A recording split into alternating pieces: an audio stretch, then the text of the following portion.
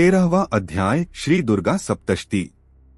महर्षि मेधा ने कहा, हे राजन, इस प्रकार देवी के उत्तम महात्म्य का वर्णन मैंने तुमको सुनाया। जगत को धारण करने वाली इस देवी का ऐसा ही प्रभाव है। वही देवी ज्ञान को देने वाली है और भगवान विष्णु की इस माया के प्रभाव से तुम और यह वैश्य तथा अन्य विवेकी जन मोहित होते हैं और भविष्य में मोहित होगे। हे राजन, तुम इसी परमेश्वरी की शरण में जाओ। यही भगवती आराधना करने पर मनुष्य को भोग, स्वर्ग तथा मोक्ष प्रदान करती है। मार्कंडेय जी ने कहा, महर्षि मेधा की यह बात सुनकर राजा सुरथ ने उन उग्र व्रत वाले ऋषि को प्रणाम किया और राज्य के छिन जाने के कारण उसके मन में अत्यंत ग्लानि हुई और वह राजा तथा वैश्य तपस्या के लिए वन को चले गए और नदी के तट पर आसन लगाकर भगवती के दर्शनों के लिए तपस्या करने लगे। दोनों ने नदी के तट पर देवी की मूर्ति बनाई और पुष्प, धूप, दीप तथा हवन द्वारा उसका पूजन करने लगे।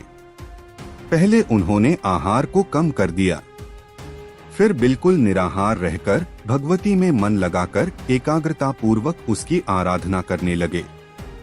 वह दोनों अपने शरीर के रक्त से देवी को बलि देते हुए 3 वर्ष तक लगातार भगवती की आराधना करते रहे। 3 वर्ष के पश्चात जगत का पालन करने वाली चंडिका ने उनको प्रत्यक्ष दर्शन देकर कहा, देवी बोली, है राजन तथा अपने कुल को प्रसन्न करने वाले वैश्य, तुम जिस वर की इच्छा रखते हो वह मुझसे मांगो, वह वर मैं तुमको दूंगी, क्योंकि मैं तुम पर अत्यंत प्रसन्न हूँ। मार्कंडेय जी कहते हैं, यह सुन राजा ने अगले जन्म में नष्ट न होने वाला अखंड राज्य और इस जन्म में बलपूर्वक अपने शत्रुओं को नष्ट करने के पश्चात अपना पुनः राज्य प्राप्त करने के लिए भगवती से वरदान मांगा और वैश्य ने भी, जिसका चित्त संसार की ओर से विरक्त हो चुका था, भगवती से अपनी ममता तथा अहंकार रूप आसक्ति को नष्ट कर देने वाले ज्ञान को देने के लिए कहा। देवी ने कहा, हे राजन, तुम शीघ्र ही अपने शत्रुओं को मारकर पुनः अपना राज्य प्राप्त कर लोगे।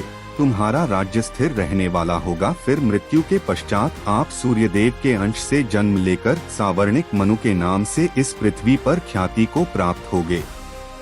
हे वैश्य, कुल में श्रेष्ठ, आपने जो मुझसे वर मांगा है वह आपको देती हूँ। आपको मोक्ष को देने वाले ज्ञान की प्राप्ति होगी।